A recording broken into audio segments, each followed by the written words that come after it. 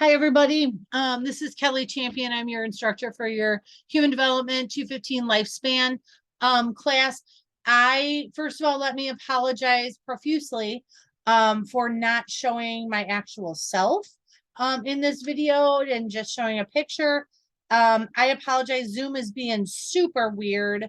I don't really know why. It's anytime I choose the video option, it's jumping all over the place and I don't even know what it's doing, but there's no way you could watch that video. So I do apologize. Videos from here on out will actually have me talking and you'll be able to see me, but for now you've got a picture. So anyway, welcome to Human Development 215 here at Rockford University. Hopefully we will have a great semester. This is not at all my first time teaching this class. I've been teaching for 20 years, and I think I've taught this class every single semester. So yeah, 40, 50 times at least. So this is not new to me. Teaching online is not new to me. I actually brought the first online class to Rockford University Psych and Human Development Department pre-COVID. So, this is not new to me at all. Just a couple of things about me real quick, and then we'll talk about the class. I do live here in town in Rockford. So, if need be, yes, I could run to campus and meet with you if we're having trouble kind of communicating over Zoom. But I do, however, just so you know, I do work a full-time job at a junior high school here in town. And so I'm not around during the school day, Monday through Friday. I'm at my other job. Now, if I would not have said that to you, you probably would not even know. I do check my email while I'm at school when I can. I get back to you. You would probably never even know that I was at another job. I'm very good about checking things, following up with students. Even though I work another full-time job, I never miss a beat. So you can rest assured with that. When we would Zoom, if you need to see me for Zoom, or we'll talk about this in a minute, when I show you your class, everybody's going to have a one-on-one Zoom with me, which will be due the 4th of February. And so those will all happen after 4 o'clock or on the weekends. And I'm old, so I'm usually in bed by 9. So, anytime you need to Zoom with me would probably be between 4 and 8 p.m. Or on the weekends. So anyway, we'll get through everything. I've not had a problem yet with with connecting with students and doing what we need to do. So that's not a problem. So I'm going to now share my screen so you can listen to me still ramble, yet let me get here so you can see our Canvas class.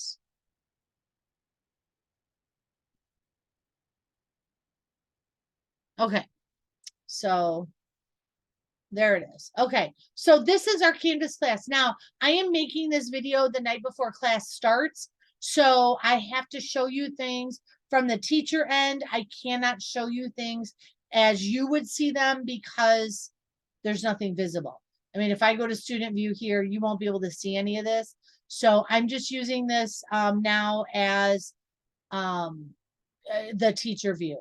So one place that you can go here is to the syllabus tab on the left-hand side of our Canvas course. If you click on that syllabus, with those so you're aware of all the course policies, I will talk about a few as we go, but there's your syllabus. That is a document you can open. And then also, if you're unsure about when something is due, you can go in to syllabus and look at course summary. Here's everything that's due Saturday, February 4th. Here's everything that's due that's Saturday, February 25th.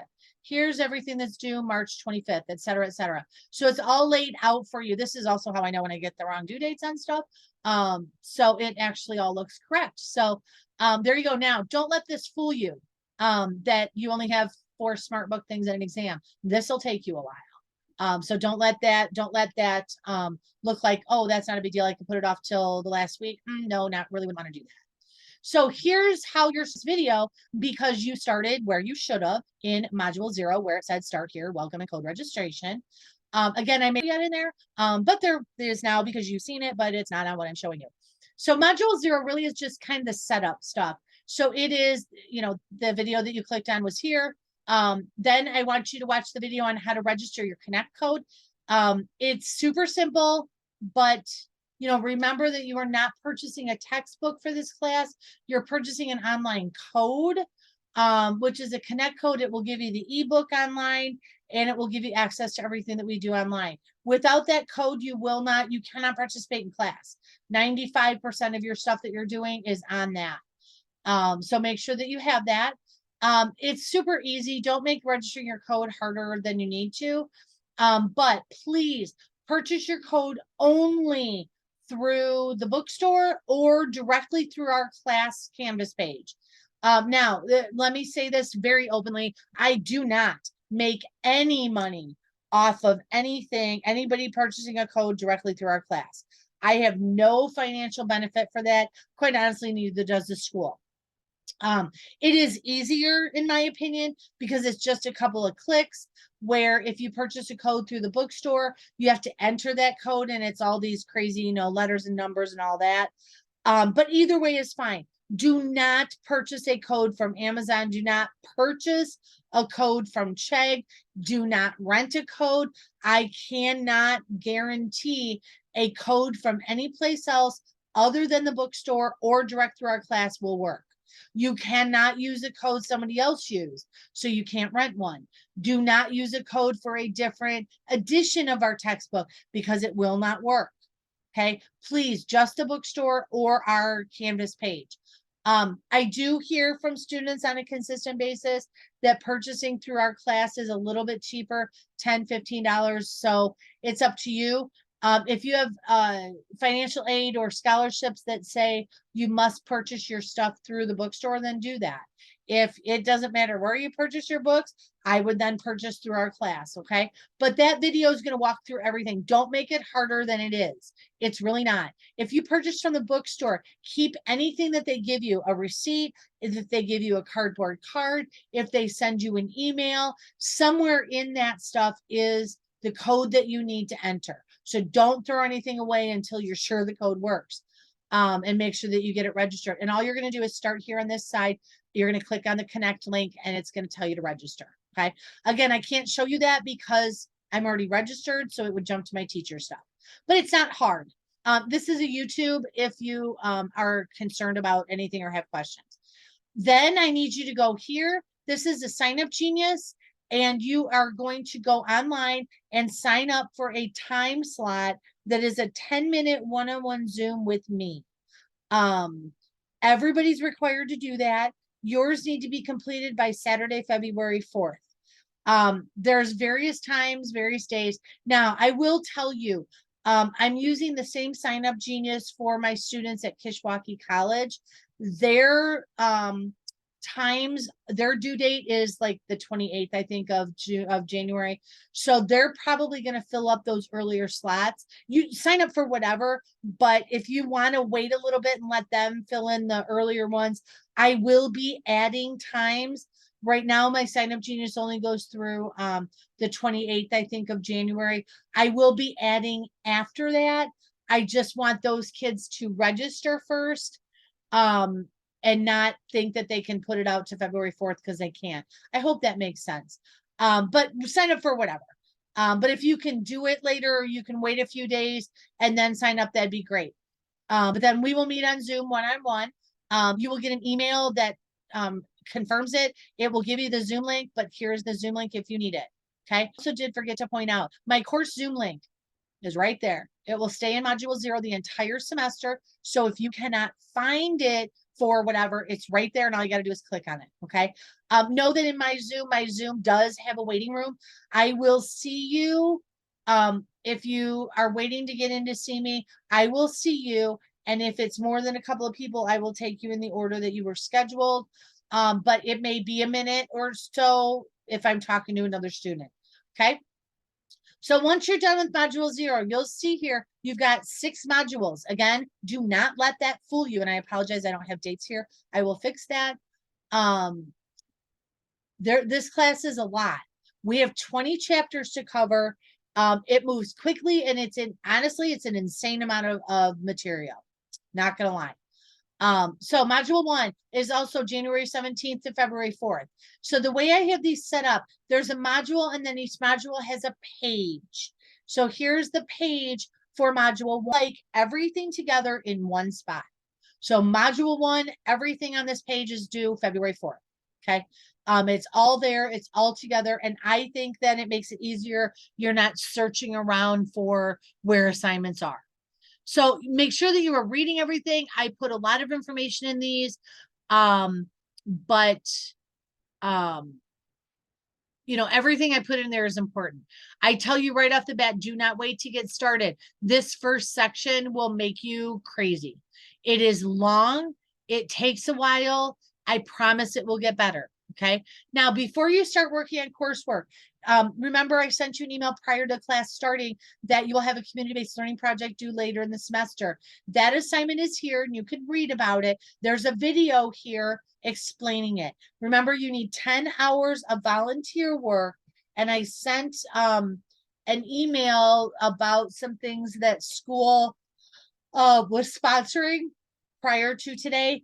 But in your community-based learning assignment, there's also a link to Jace and other places on campus, or Jace on campus, where they can help you find a placement. You guys can do volunteer work with people, not animals, of any age. My child development class can only do volunteer work for kids up to age 13. You guys can volunteer anywhere. I will tell you one great place to volunteer that always seems to need volunteers this time of year, especially.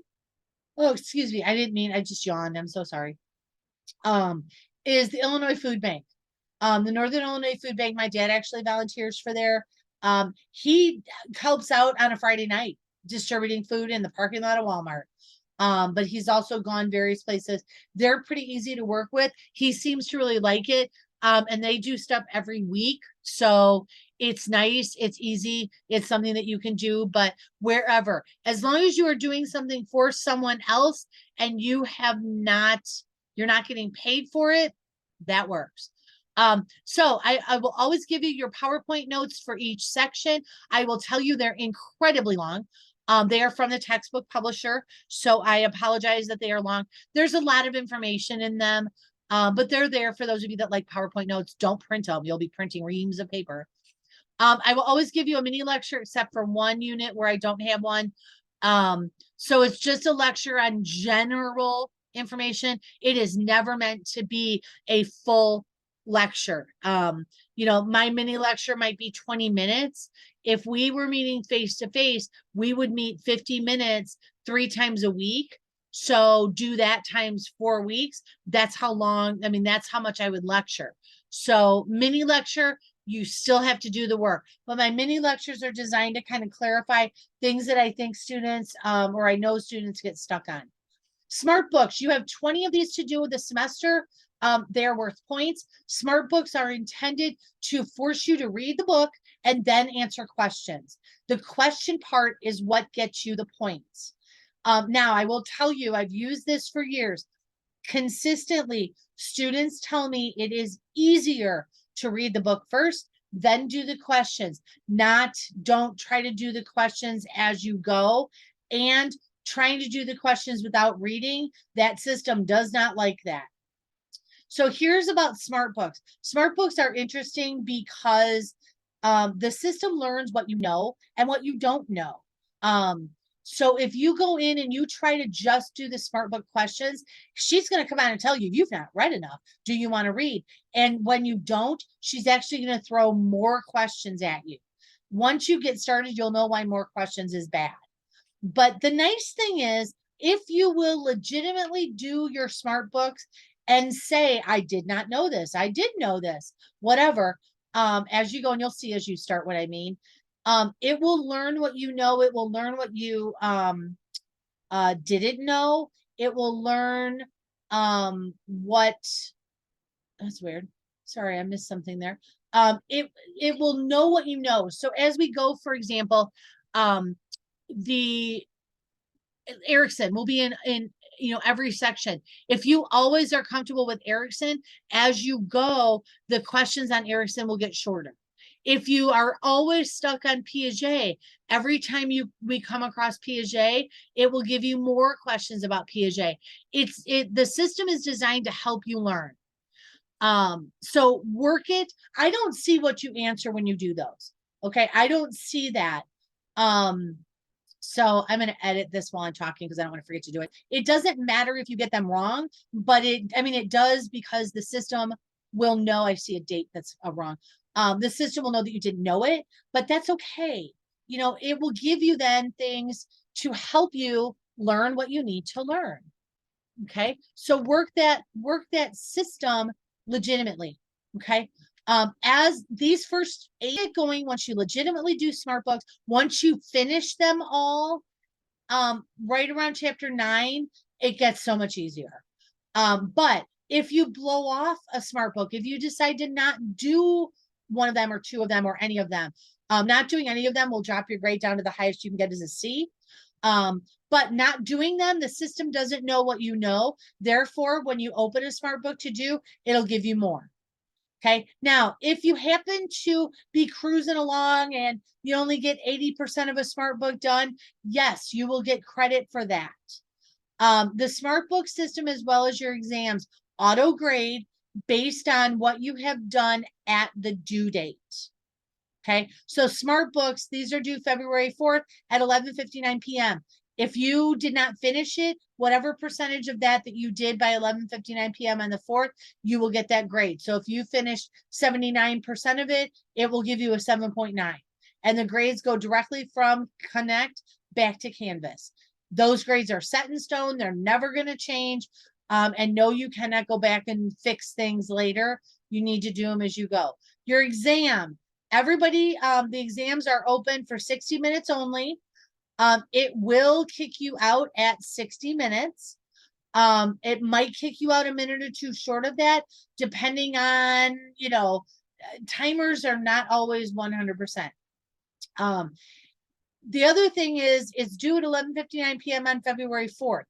You cannot show up at 11:30 p.m. on the 4th and expect to get 60 minutes. You will get 29 minutes, because at 11:59 p.m.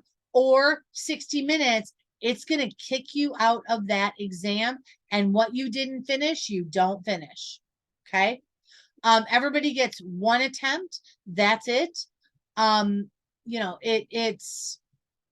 It's an exam. Not that any of you are going to do this. Several semesters ago on another campus, I had a student that went in and I could see what the student did. The student looked at all the questions and then exited, answered one question and then exited, and then emailed me and said they were kicked out. But the student looked at all the questions. Sure, I'll reopen it for you, because there is a question bank in there. So you will not, if that would happen, you will not get the same questions again. So just kind of keep that in the back of your mind. Again, and if you are sitting next to a friend that's also in this class, you will not get the same questions as your friend. I believe this first exam, each chapter has, I think, right around 120 questions, and it will pull, a few from each. So the statistical chances of you getting the same question as a friend, I say that to be very upfront and transparent. I want you to know. Also, your test questions are application most often, and trying to Google search an answer.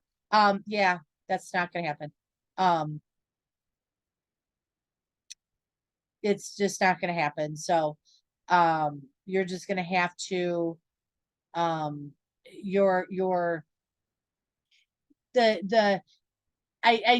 want to be just upfront. You cannot Google search, your answers to your questions. You might be able to Google search what a term is, but your questions in your exams are application. So, So it's not going to work. Okay. Now, again, I'm transparent about that. I'm not anticipating that you guys are trying to cheat, but I do want to put it out there that, your things don't work that way. So then once you get on to module 1 and you're done, then you go on to module 2. Now, here's the thing. All of these modules are going to open day 1 of class. Do them in order. Yes, work ahead. If you happen to get all of module 1 done, January 30th, by all means, go on and do module 2. Okay. If you get module 2 done, February 20th, by all means, go on and do module 3. That's totally fine. There's one assignment that will not open yet, which is a research week assignment.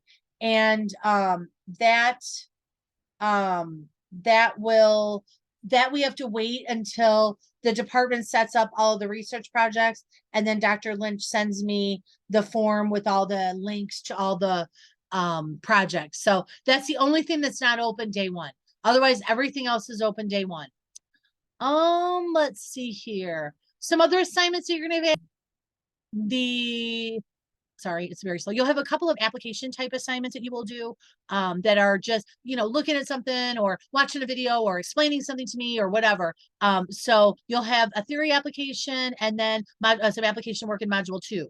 And they are designed to look at what the course information is, and you kind of, do whatever the assignment is to be able to understand that course information. You'll have a paper this semester also that will be, you'll choose one of 3 options. And you'll do one of them. Again, with all of these assignments, not the theory and module 2, but everything else, like application paper, community assignment, research week, you'll find very specific directions as to what you need to do. So I've never had anybody, concerned about those kind of assignments. So the biggest thing, I'm going to at least show you the picture of my face. Hopefully I can get this to not be jumpy on my computer in the future here. Like I said, I did a bunch of videos yesterday and they were just fine. So I'm not really sure what the problem is. But in any event, so that's just a little bit about our class. If you have questions, always email me. You can use the inbox tab there on the left-hand side of the Canvas page and email me that way. I do get those to my regular email. So either way, I will get back to you. But yeah, so welcome to class. Welcome to the first day. Stay on top of your work, get working. You have until February 4th to get this first module of stuff done. That is 3 weeks. So really, you need to be getting chapter 1 and part of chapter 2 done this week. The rest of chapter 2 and chapter 3 the next week. The chapter 4 the following week, and then take your test. Oh, one other thing about your smart books, finish them and finish them early, because what will happen is you'll be able to go back into those chapters and you'll see an icon. I believe it is when you click on table of contents, you'll see an icon that says recharge. Recharge is not required, but recharge is a personalized review, and it's based on what you did in those particular chapters. So things that you missed, it'll throw questions at you. It'll help you review based on what you knew. So get those smart books done, then go back and look for that recharge option and review before an exam. All right, guys, that's all. Have a great week. Reach out for whatever, and we will be in touch. Welcome.